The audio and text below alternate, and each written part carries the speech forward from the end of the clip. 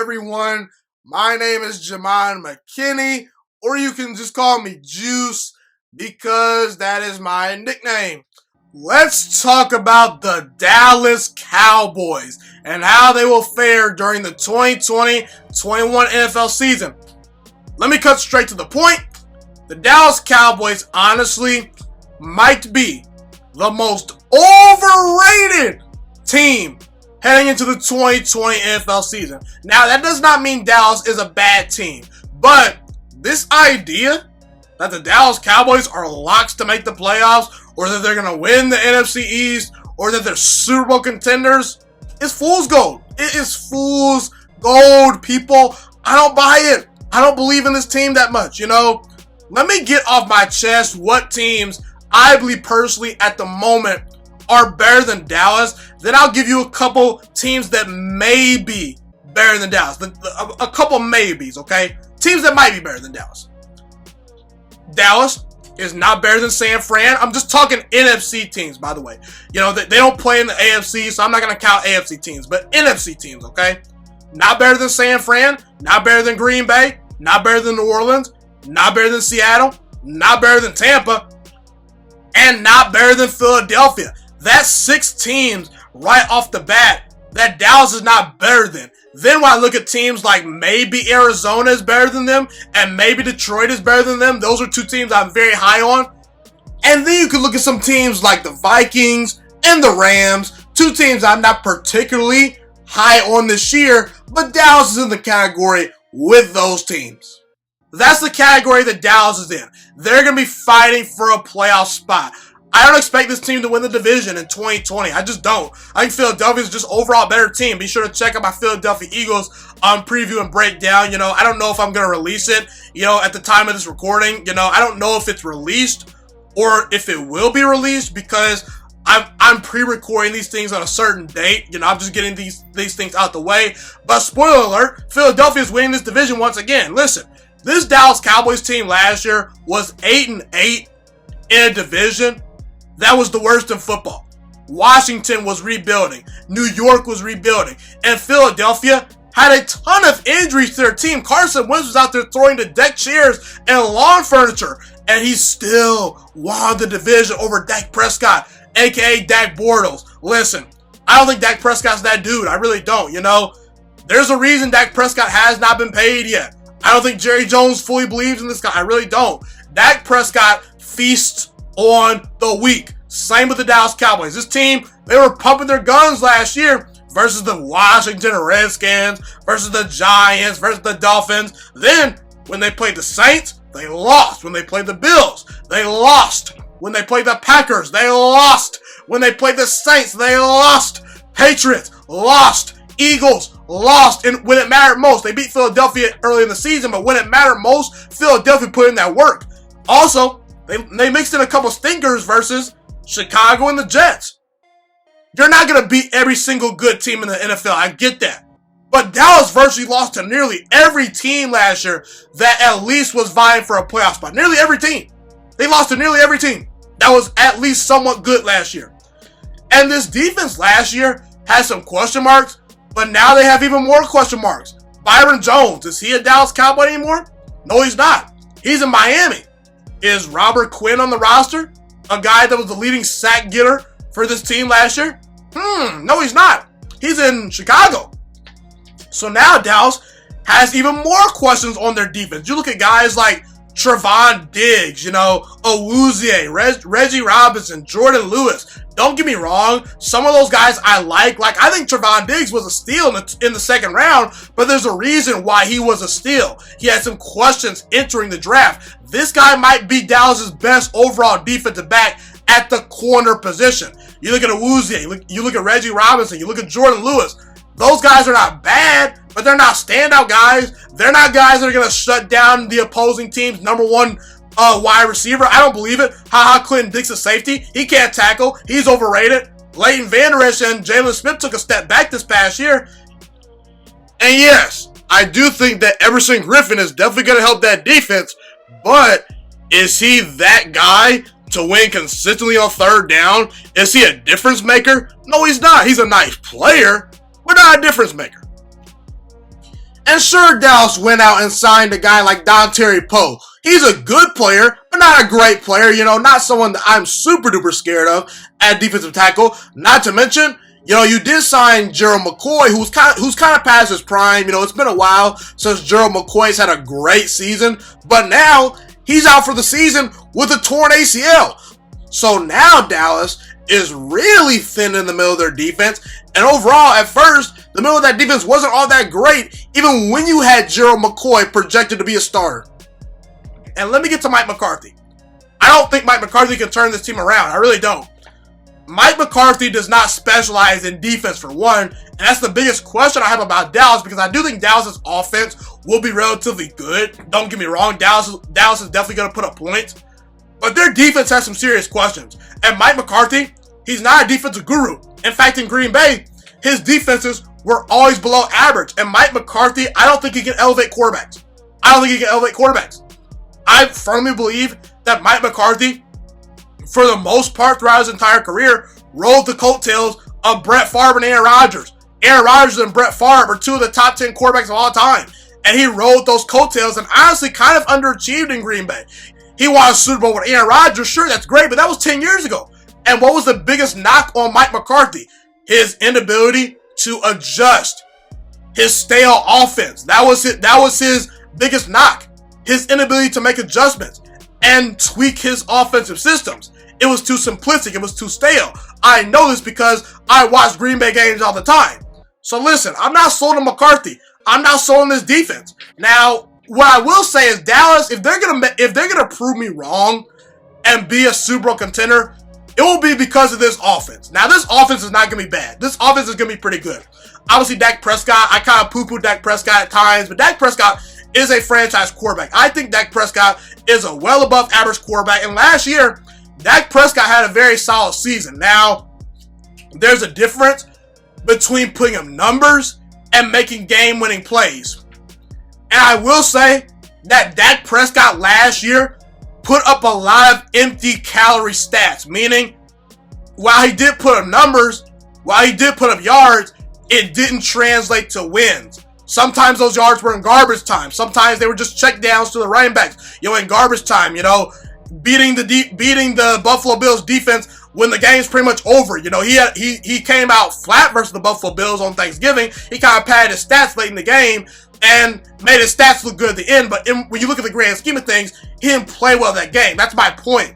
Dak Prescott put up numbers, but Dak Prescott's next step this year should be making game-winning plays versus good defenses. But Dak Prescott, he threw for nearly 5,000 yards, 30 touchdowns, 11 interceptions, had 99.7 passer rating.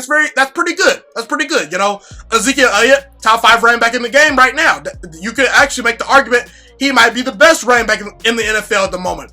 Are you going to win that argument? Probably not, because Christian McCaffrey, I think he's at the top of the food chain. But Zeke, he's a beast. The wide receiver core, Amari Cooper is a top 10 wide receiver. Michael Gallup, very good young player. CeeDee Lamb, I felt he was the best wide receiver in the 2020 NFL draft, and the Dallas Cowboys stole him. Okay, I was very shocked. Maybe not shocked, but I did not envision CeeDee Lamb being on the Dallas Cowboys. I didn't project that happening. That's all I'm going to say about that. But CeeDee Lamb, he's amazing. He's great. Blake Jarwin, decent option at tight end. Now, this offensive line is sort of aging a little bit. Travis Frederick is no longer on the team. That's a huge blow to this team, especially due to the fact that he was a great leader, and he was the center. He was the quarterback of that offensive line. So while you still have Tyron Smith and Zach Martin, the offensive line could maybe start to decline this year. Okay, so that's how I feel about the offense overall. Now, the defense. I did poo-poo the defense a little bit earlier, but this defense does have some decent players. DeMarcus Lawrence is a very good defensive end that deserves our respect. The linebackers, Sean Lee, Leighton Vander Esch, and Jalen Smith, they're very, very good. They took a step back this past year, but they're very good. The defensive backs are a little bit of a question, but, you have some young talent. If Diggs is as good as I think he can become, or if Robinson is a steal out of the draft, then you might have something. And Dallas, if they can just get out to early leads, pound the rock with Zeke, they can hide this defense that's not very good. So I'm not as concerned about this team as much as I make it out to be, but this team does have some holes. Okay, I'm not completely sold on Dallas as being this lock, surefire playoff team. That's why I have Dallas as a 9-7 team this year. I don't believe in Dallas as a Super Bowl contender at the moment. They're going to have to prove to me they can beat good teams. I don't think Dallas is better than Philadelphia. I actually do think Washington and New York have gotten better as teams. I would not be shocked if both those teams find a way to at least beat Dallas once this year, because I think that Daniel Jones and Dwayne Haskins can become very good quarterbacks. Heck, what if Dwayne Haskins breaks out this year? What if Daniel Jones breaks out this year? What if, Joe Judge actually is a good head coach? I don't think he's a good head coach, but what if he is a good head coach? Then Dallas might be really in some trouble. And I've already talked about where I had them in the hierarchy of the NFC. I just don't quite think Dallas is this lock, surefire contender. Now, will they make the playoffs? That remains to be seen. It all depends on how the chips fall for Dallas, because they're going to be fighting for a wild card spot. I do think the NFC North has a chance to get 2 teams in. I'm not going to say that officially they will get 2 teams in, but I do think Green Bay is the class of that division. And I think that Minnesota and Detroit will be fighting for playoff spots as wild cards. And I do think that New Orleans and Tampa Bay will take up 2 spots. And then you look at Seattle and San Francisco and even Arizona. We could see 3 NFC West teams in the playoff this year. So Dallas, they're going to be in the playoff hunt. I'm not guaranteeing a playoff spot for Dallas, but they'll at least be in the playoff hunt. But I don't trust Dak Prescott all that much. I don't trust Mike McCarthy all that much. And this defense, I'm not sold. So that's why I think Dallas is a 9-7 team. They're too talented to be below 500 in my opinion. If they're a 500 team or worse, that is a massive disappointment. But Dallas, they should at least be a game above 500. Now let's go over the schedule. I'm not officially predicting what games Dallas is going to win. I'm just going to tell you what games I would favor Dallas in when looking at their schedule, okay? So week number 1 at the Rams. That's a toss-up game in my opinion, but I actually favor Dallas. I think Dallas is just a better, more talented team at the moment than the Rams. I had the Rams only winning 5 games in my preview and breakdown of the Rams, so that's how I feel about them. Dallas probably gets a win on the road. Falcons, that's probably a win for Dallas. At Seattle, I think that favors Seattle. They just added Jamal Adams. Russell Wilson's a great quarterback. They have very good running backs, very good wide receivers. I don't think that Dallas can stop Russell Wilson. And I trust Seattle's defense to stop Dak Prescott in that offense just enough to win the game. Browns in Dallas, I think that's actually a toss-up. I do like what Cleveland presents to the table as far as what they present on offense. I do think they have some key players on defense that I feel good about. That's a toss-up game. New York Giants, I'm going to say that's a win for Dallas. I just think that New York doesn't have the horses to stop Dallas, so that's why I feel that New York, at best, will get a split with Dallas, but I won't be shocked if they win a game versus Dallas, Arizona, I'd actually favor Arizona. I actually would favor Arizona. I think Kyler Murray might, by mid-season, officially be a better quarterback than Dak Prescott. I think that he's more talented. And I do think DeAndre Hopkins is a very good addition to the team. And I don't see anyone on Dallas that can really slow down DeAndre Hopkins and those weapons. Not to mention Kyler Murray can run around and do some things off schedule. And I think that Isaiah Simmons and Chandler Jones are just enough to get some stops on Dallas. So I'd actually favor Arizona in that matchup.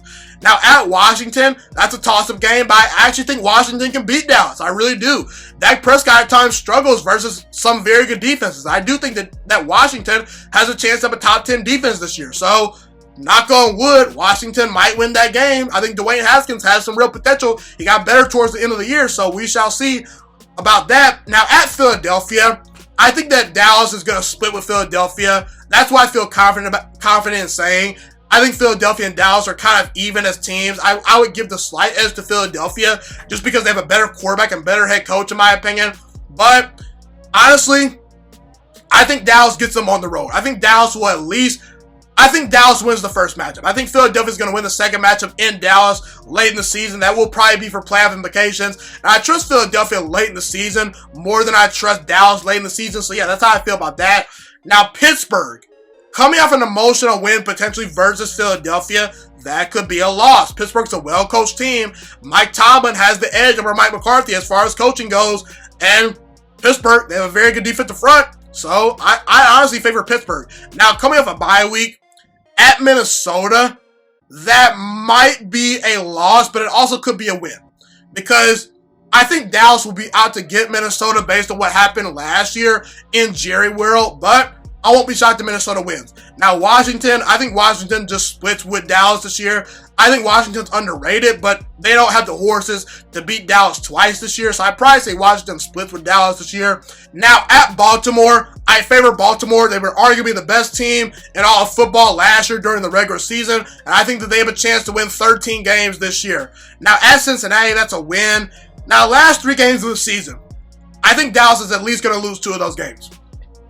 I don't know which games they're going to be, but I could see a 2-game losing streak versus San Fran and versus Philadelphia. Just saying, man. I'm not so sure Dallas late in the season is about that life versus the ferocious 49ers defense and versus Carson Wentz and Doug Peterson, who are going to be potentially even vying for a playoff spot.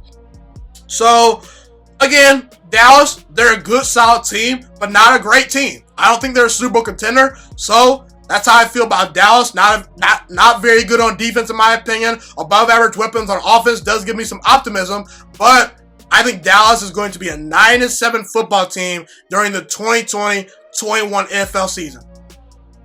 Thank you so much for watching this video today. Please also note that the Juiciest Sports Podcast is not just a YouTube channel. It is available on all podcasting platforms, including Spotify, Google Podcasts, iTunes, and Apple Podcasts. Also, if you enjoyed this video, be sure to like, comment, subscribe, and share this content with all your friends.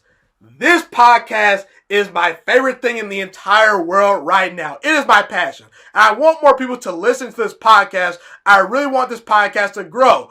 Also, a fun fact about me is that I want to go into the sports broadcasting and media world once I graduate from the University of Toledo, a college in Northern Ohio. I currently am a freshman there right now. I am looking to become one of the next great sports broadcasters and analysts out in the world.